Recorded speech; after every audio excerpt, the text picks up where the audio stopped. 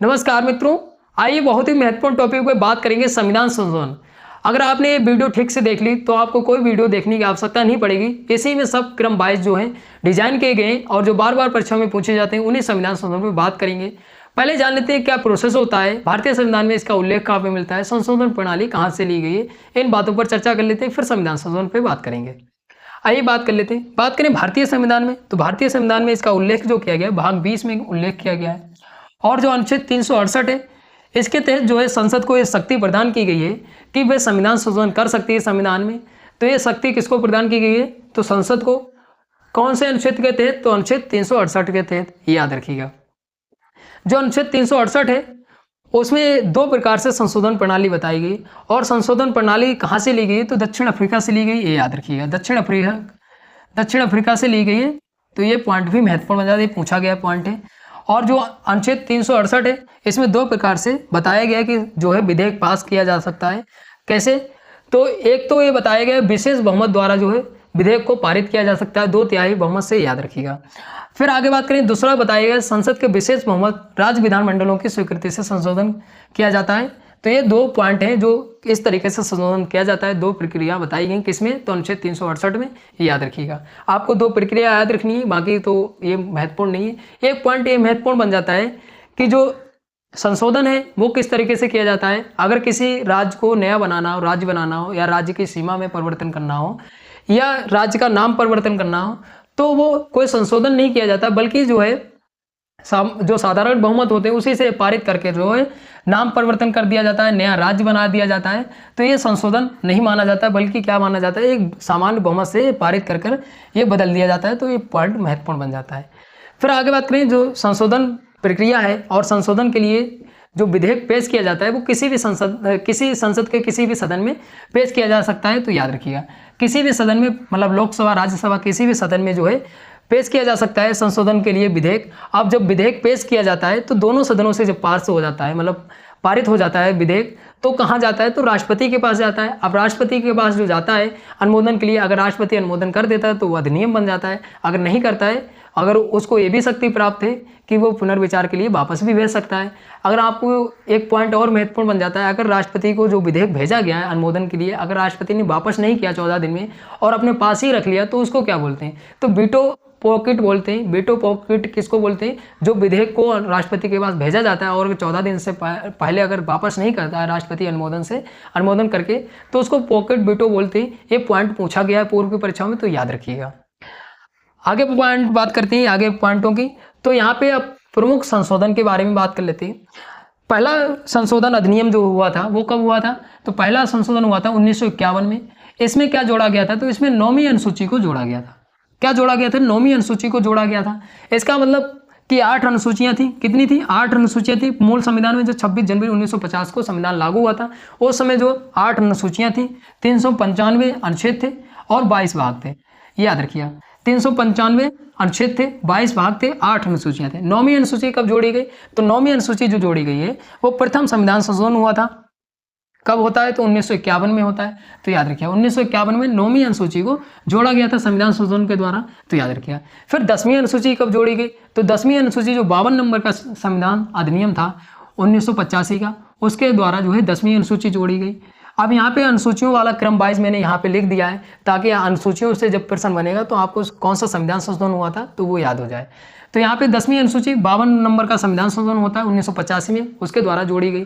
फिर बात करें 11वीं अनुसूची, तो 11वीं अनुसूची को जो जोड़ा गया है वो 73वां संविधान संशोधन हुआ था। कब हुआ था, तो 1992 में होता है। कब होता है, तो 1992 में 73वां संविधान संशोधन होता है। इसमें भाग 9 और 11वीं अनुसूची को जोड़कर जो है पंचायतों को संवैधानिक दर्जा प्रदान किया गया था। तो याद रखिए 11वीं अनुसूची कब जोड़ी गई, तो 77 नंबर का संविधान संशोधन होता है। कब होता है, तो 1992 में होता है और यह अधिनियम बन गया है 73वां संविधान संशोधन अधिनियम 1992। तो याद रखिएगा 11वीं अनुसूची 73वां संविधान संशोधन होता है और 9वीं अनुसूची पहला संविधान संशोधन के द्वारा जोड़ी गई और 10वीं अनुसूची 52 नंबर के संविधान संशोधन द्वारा।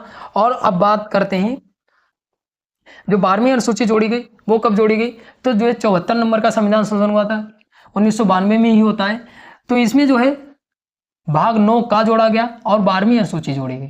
तो याद रखिए भाग 9 का जोड़ा गया और 12वीं अनुसूची जोड़ी गई। कौन सा संविधान, 74वां संविधान संशोधन अधिनियम है उसके द्वारा जोड़ी गई, याद रखिएगा।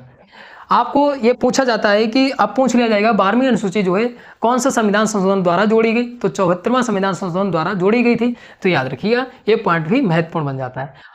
फिर इसी में जो है शहरी निकाय जो है, शहरी निकाय है उसको संवैधानिक दर्जा भी प्रदान किया गया था। शहरी निकायों को जो है संवैधानिक दर्जा प्रदान किया गया था कौन से संविधान संशोधन द्वारा, तो 74वें नंबर का जो संविधान संशोधन हुआ था उसके द्वारा। अब जो है ये अधिनियम बन जाता है जब संसद में विधेयक पास हो जाता है और अनुमोदन हो जाता है तो वो अधिनियम का रूप ले लेता है। तो अब इसको क्या बोला जाता है, 74वां संशोधन अधिनियम 1992 इसको बोला जाता है, याद रखिएगा। फिर बात करते हैं 7वां संविधान संशोधन अधिनियम, तो ये जो है 1956 में होता है। 1956 में होता है, इसके द्वारा जो है भाषा के आधार पर पुनर्गठन राज्यों का पुनर्गठन किया गया था, जिसमें 14 राज्य बनाए गए थे और 6 केंद्र शासित प्रदेश बनाए गए थे।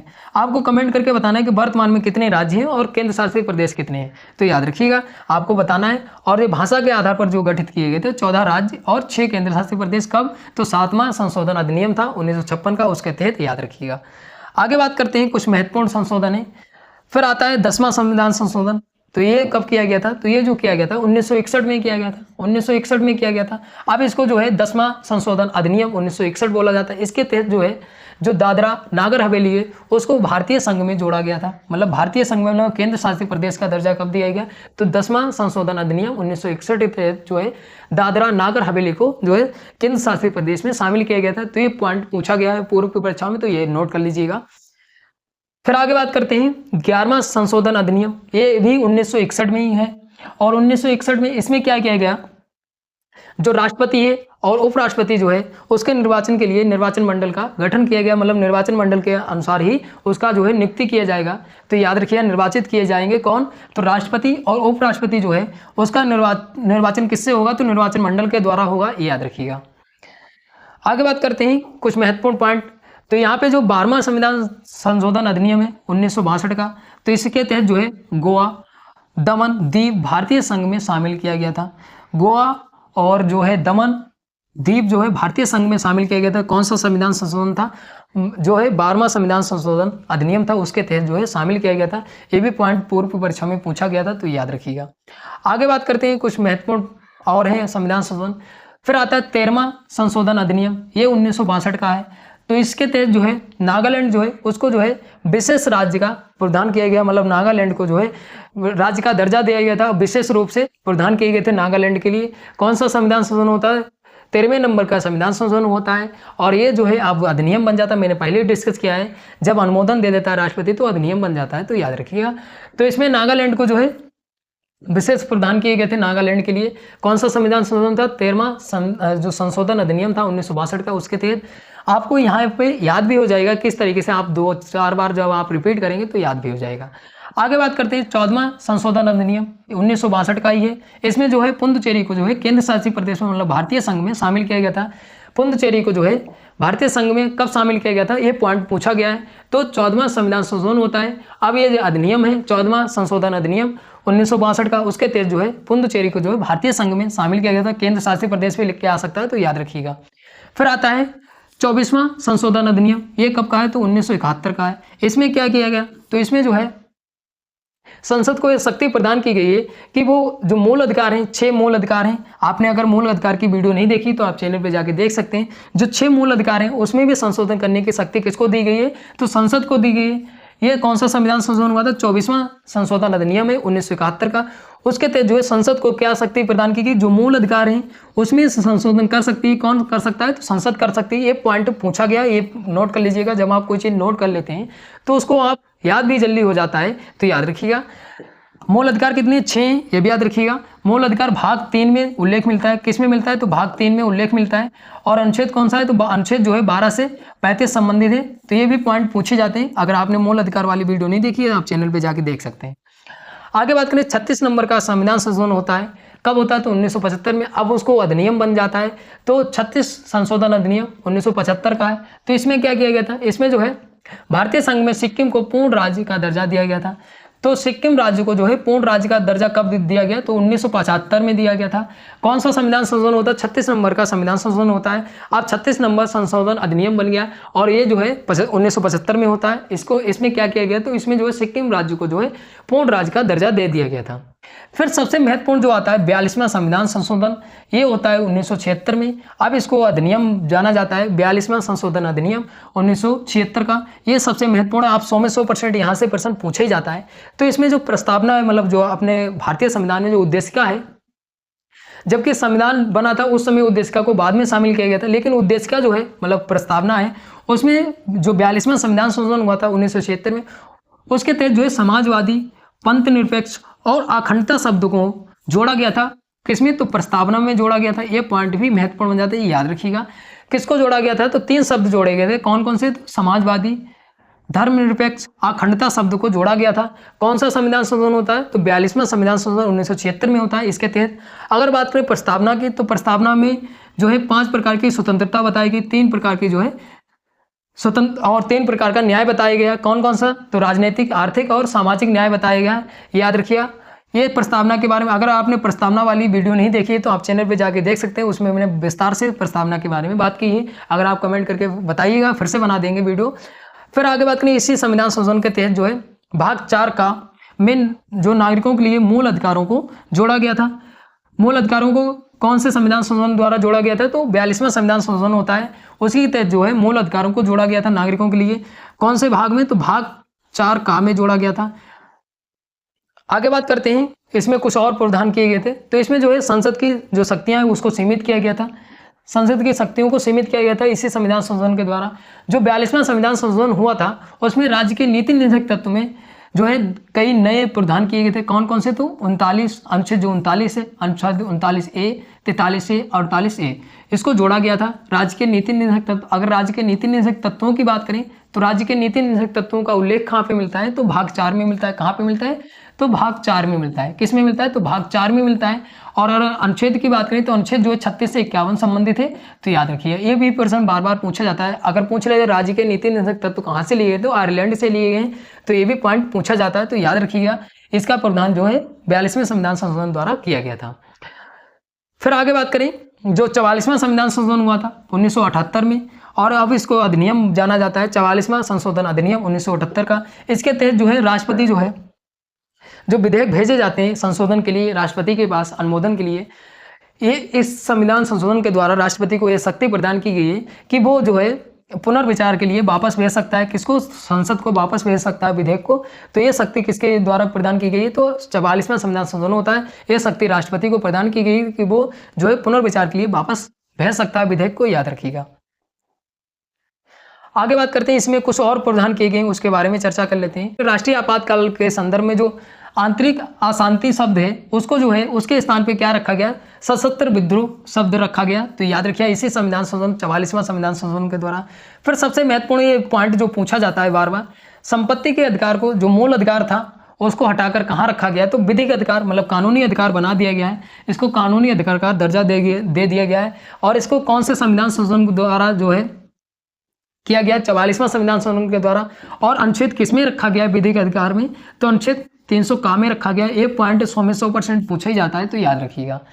फिर आगे बात करते हैं, राष्ट्रीय आपातकाल की स्थिति में जो है जो अनुच्छेद 20 और अनुच्छेद 21 है उसको जो है मूल अधिकारों को निलंबित नहीं किया जा सकता है। बाकी जो है राष्ट्रीय आपातकाल के समय जो है सभी को निलंबित किया जा सकता है, लेकिन जो अनुच्छेद 20 और अनुच्छेद 21 है जो मूल अधिकार उसको निलंबित नहीं किया जा सकता है, ये याद रखिएगा। और जो मूल अधिकार है उसको अब महत्वपूर्ण ये पॉइंट बन जाता है, जो राष्ट्रीय आपातकाल लगा था 25 जून 1975 में, तो गृह मंत्रालय जो है गृह मंत्रालय उसने एक अधिसूचना जारी की है कि अब जो है आपने अभी तक पढ़ा हुआ संविधान दिवस के रूप में अब आपको जो है संविधान हत्या दिवस भी मनाना शुरू किया है। किसने, तो इस बार जो है गृह मंत्रालय ने अधिसूचना जारी की थी 11 जुलाई को कि जो है 25 जून को जो है संविधान हत्या दिवस के रूप में मनाया जाएगा। अगर आपने ये वीडियो नहीं देखी तो मैंने एक छोटी सी वीडियो बनाई 1 मिनट की, तो आप चैनल पर जाके देख सकते हैं। फिर 58 नंबर का संविधान संशोधन हुआ था 1987 में। इसमें क्या किया गया, इसमें जो है संविधान का प्राधिकृत पाठ हिंदी भाषा में उपलब्ध कराया गया। तो इसको जो है किसको कराया गया, तो हिंदी भाषा में उपलब्ध कराया गया। तो ये पॉइंट भी महत्वपूर्ण बन जाता है। जो 61 नंबर का संविधान संशोधन हुआ था 1988 में, अब इसको अधिनियम के रूप में जाना जाता है। 61 नंबर जो है अधिनियम के रूप में जाना जाता है, संशोधन अधिनियम 1988 में। इसमें क्या किया गया, पहले जो मतदान करने की आयु थी वो कितनी थी, तो 21 वर्ष थी। मतदान करने की आयु कितनी थी, तो 21 वर्ष थी। लेकिन फिर क्या किया गया, ये संविधान संशोधन होता है तो इसमें जो है 18 वर्ष कर दी गई, घटाकर 18 वर्ष कर दी गई मतदान करने की आयु। तो याद रखिएगा, तो नागरिकों को मतदान करने की आयु कितनी है, तो 18 वर्ष है। पहले कितनी थी, तो 21 वर्ष थी। लेकिन संविधान संशोधन होता है 1988 में, इसके तहत जो है 18 वर्ष की गई।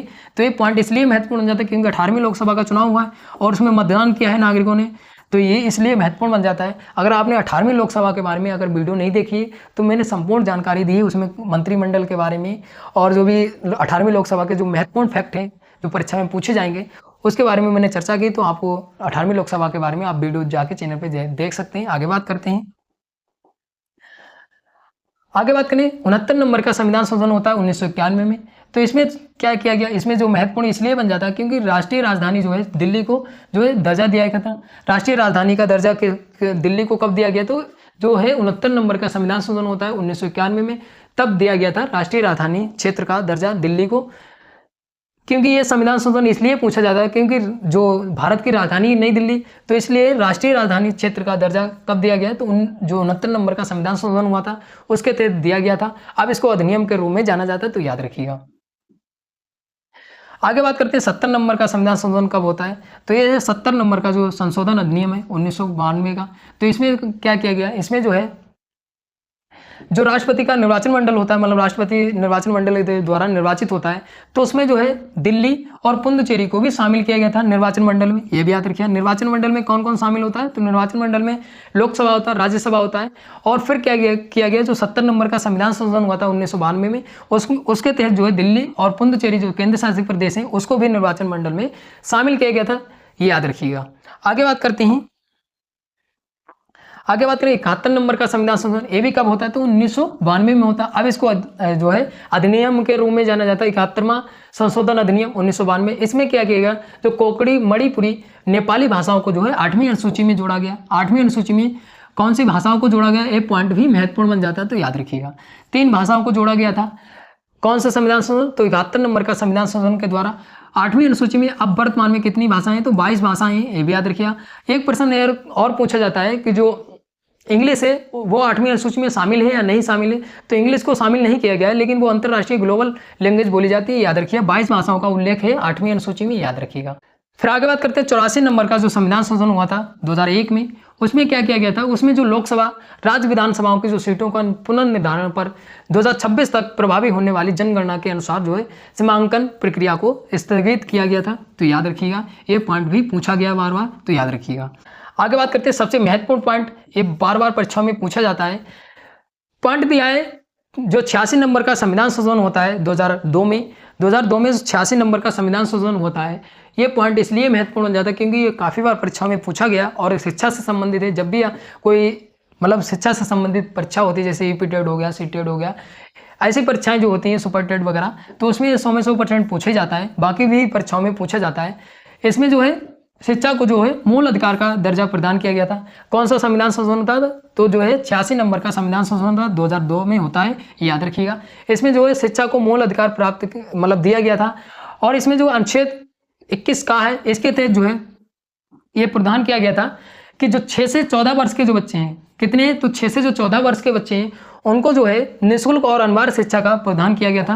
ये भी याद रखें, निःशुल्क और अनिवार्य शिक्षा प्रदान की जाएगी। ये व्यवस्था किसके तहत की गई थी, अनुच्छेद 21 का के तहत की गई थी। और कौन सा संविधान संशोधन होता है, 86 नंबर का अधिनियम था 2002 का, तो उसके तहत शिक्षा की व्यवस्था की गई, ये याद रखिएगा। और कुछ प्रावधान इसकी के तहत किए गए, तो उनके बारे में भी चर्चा कर लेते हैं। इसमें जो है अनुच्छेद 51 का, तो इसके तहत जो है 11वां मूल कर्तव्य जोड़ा गया था। 11वां मूल कर्तव्य जोड़ा गया था कौन से संविधान संशोधन के तहत, तो ये जो 86 नंबर का संविधान संशोधन होता है 2002 में, उसी के तहत जो है 11वां मूल कर्तव्य जोड़ा गया था।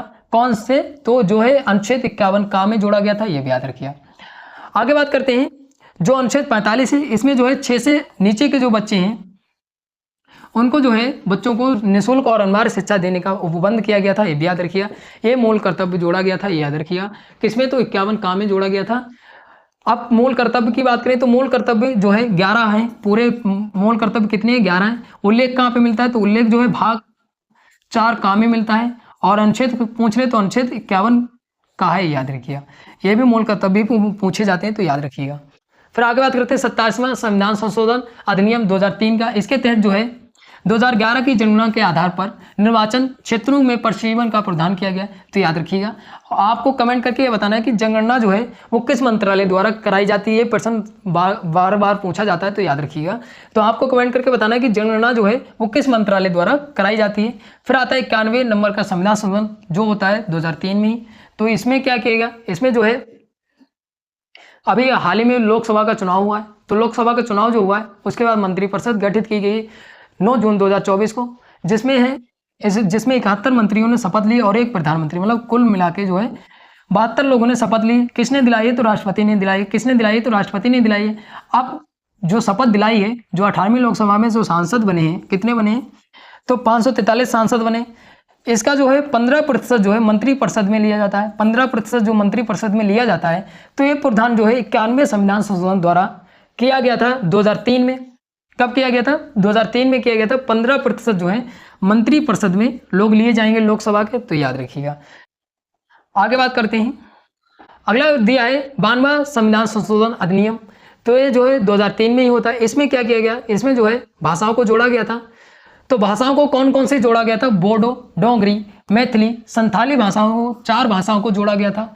8वीं अनुसूची में जोड़ा गया था। कब जोड़ा गया था, तो 8वीं अनुसूची में जोड़ा गया था। कितनी भाषाओं को, 4 भाषाओं को। कौन सा संविधान संशोधन द्वारा, तो 92 संविधान संशोधन, जो 92 नंबर का संविधान संशोधन हुआ था 2003 में, उसमें जो है 4 भाषाओं को जोड़ा गया था 8वीं अनुसूची में। अब बात करें टोटल कितनी भाषाएं, तो 22 भाषाएं, ये याद रखिएगा। 22 भाषाओं का जिक्र है किसमें, तो 8वीं अनुसूची में, याद रखिएगा। फिर आता है 97वां संविधान संशोधन अधिनियम 2011। इसमें क्या किया गया है, तो इसमें जो है प्रावधान किया गया है जो सहकारी समितियां बनाने का अधिकार जो है अनुच्छेद 19 के तहत जो है मौलिक अधिकार बन गया। तो मौलिक अधिकार कौन से अनुच्छेद के तहत बना, तो 19 के तहत, याद रखिएगा। इसमें जो है अनुच्छेद 19 के तहत जो है वाक की स्वतंत्रता बताई गई। उसमें जो 6 प्रकार की स्वतंत्रता का वर्णन किया गया है, जिसमें जो है सहकारी समितियों बनाने का अधिकार भी है, मूल अधिकार है, याद रखिएगा। और फिर जो है भारत जो है उसमें किसी भी क्षेत्र में जो है वो टहल सकता है, घूम सकता है, ये भी अधिकार जो है अनुच्छेद 19 के तहत आता है। फिर एक अधिकार और है इसके तहत जो है कि जो नागरिक है वो कहीं भी भारत के किसी भी कोने में बस सकता है, उसका ये मूल अधिकार है, ये भी याद रखिए। अगर मूल अधिकार का हनन होता है उसका, तो वो कहाँ जा सकता है, तो सुप्रीम कोर्ट जा सकता है। सुप्रीम कोर्ट जो होता है वो मूल अधिकारों का संरक्षण करता है, याद रखिएगा। तो ये पॉइंट भी महत्वपूर्ण बन जाता है, ये पूछा गया पॉइंट है। आता है 100वां संशोधन अधिनियम 2015 का। इसमें क्या प्रावधान किया गया, इसमें जो है भारत है और बांग्लादेश जो है उसके मध्य जो है भूमि हस्तांतरण से संबंधित है, ये अधिनियम भी पूछा जाता है बार बार, तो याद रखिएगा। फिर आता है 101वां संशोधन अधिनियम 2016 का। इसमें प्रावधान जो किया गया है वो जीएसटी से संबंधित प्रावधान किया गया। जीएसटी क्या है, गुड्स एंड सर्विसेज टैक्स होता है जीएसटी, मतलब जो गुड्स और सर्विसेज टैक्स होता है वो जीएसटी बोला जाता है। और इसका प्रावधान जो किया गया था वो 101वां संविधान संशोधन होता है 2016 में, उसके तहत किया गया था।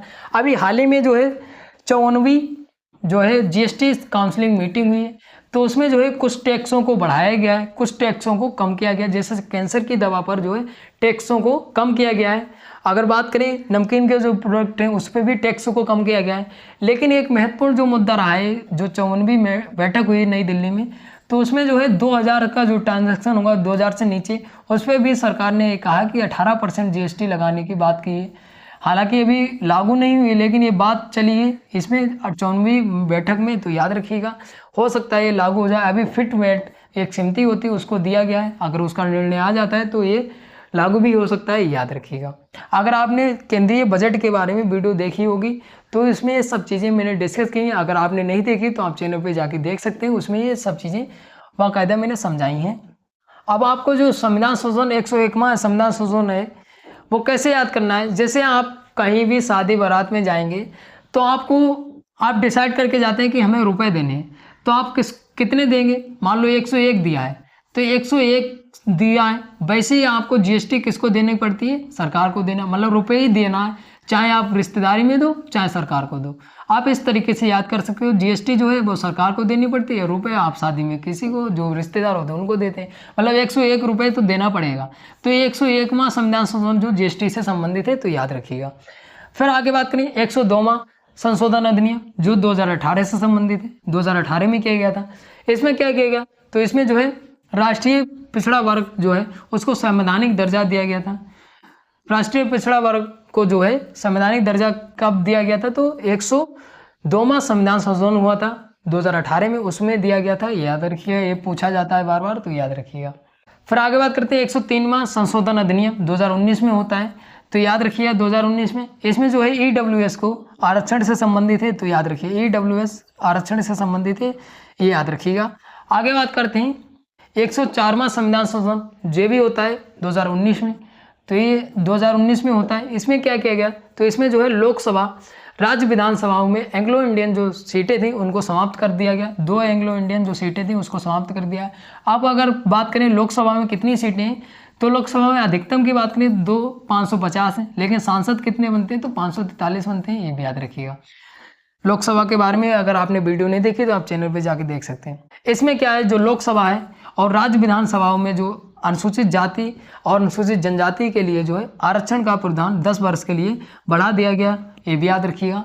कौन सा संविधान संशोधन, 104वां संविधान संशोधन हुआ था 2019 में, याद रखिएगा। फिर आगे बात करते हैं 105वां संशोधन अधिनियम 2021, तो इसमें प्रावधान जो किया गया था वो कौन सा प्रावधान किया गया था, तो इसमें जो है सामाजिक शैक्षणिक रूप से पिछड़े वर्ग के जो हैं राज्य और केंद्र शासित प्रदेशों की शक्तियों को पुनर्स्थापित करता, ये जो है प्रावधान किया गया था, ये भी याद रखिएगा। आगे बात करते हैं जो अभी हाल ही में संशोधन हुआ है 2023 में। फिर आता है 106वां संविधान संशोधन अधिनियम। इसमें जो है प्रावधान किया गया है वो 33% जो है महिलाओं को आरक्षण का प्रावधान किया गया है। कब होता है, तो ये जो 2023 में होता है, याद रखिएगा 2023 में होता है। अब इसमें जो है 33% जो है महिलाओं को आरक्षण दिया गया है, 33%। अब इसका अगर बात करें विधेयक का नाम क्या था, तो नारी शक्ति बंधन विधेयक नाम था। और विधेयक कौन से नंबर का था, तो 128वां विधेयक था, ये भी याद रखिए। अब जो 106वां संविधान संशोधन बन गया है, ये याद रखिएगा। अगर बात करें लोकसभा में जो 543 सीटों में जो है महिलाओं के लिए रिजर्व जो सीटें हैं वो 181 हैं।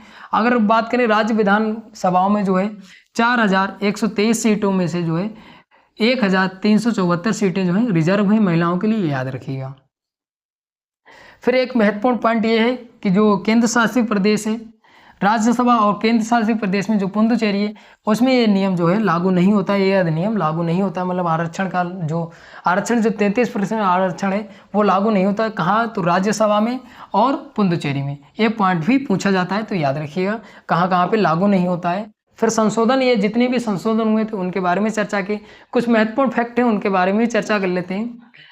तो राष्ट्रीय महिला आयोग की स्थापना राष्ट्रीय महिला आयोग अधिनियम 1990 के तहत की गई थी, तो ये पॉइंट भी पूछा जाता है। फिर आगे बात करें राष्ट्रीय गौरव अपमान निवारण अधिनियम 1971 में जो है इसमें प्रावधान किया गया था राष्ट्रीय ध्वज राष्ट्रीय गान के अनादर को रोकता है। कौन सा अधिनियम है, तो ये जो अधिनियम है राष्ट्रीय गौरव अपमान निवारण अधिनियम 1971 का। इसमें जो है किसको रोकता है, तो राष्ट्रीय ध्वज को मतलब अपमान करने से, राष्ट्रीय गान को अपमान करने से रोकता है, तो ये अधिनियम याद रखिएगा।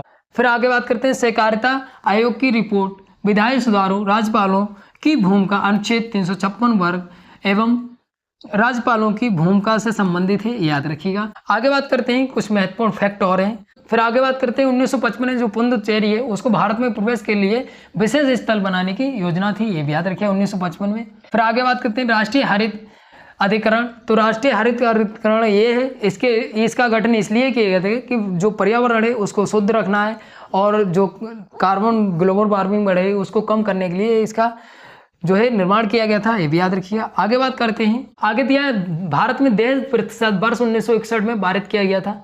फिर आगे बात करते हैं मतदाता दिवस जो है 25 जनवरी को मनाया जाता है। मतदाता दिवस जो है कब मनाया जाता है, तो जो है 25 जनवरी को मनाया जाता है। फिर जनगणना अधिनियम 1948 में प्रावधान के तहत जनगणना की जाती है। जनगणना किसके तहत की जाती है, तो गृह मंत्रालय के तहत की जाती है, मतलब गृह मंत्रालय कराता है, याद रखिएगा।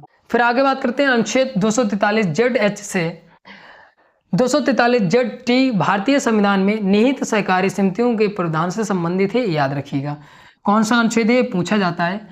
तो यहाँ पे जितने भी संविधान संशोधन थे उनसे फैक्ट थे जो बार बार परीक्षाओं में पूछे जाते हैं। आपको संविधान संशोधन कब होता है, क्या जोड़ा गया, आपको ये फैक्ट याद रखने हैं। और जो महत्वपूर्ण संविधान संशोधन थे जो बार बार परीक्षा में पूछे जाते हैं उन पर बात कीजिए। आशा करते हैं आप सभी लोगों को वीडियो अच्छी लगी होगी। आप चैनल को भी सब्सक्राइब कर लीजिए ताकि आपको जल्दी से जल्दी नई से नई अपडेट मिलती रहे। मिलते हैं अगली वीडियो में। धन्यवाद।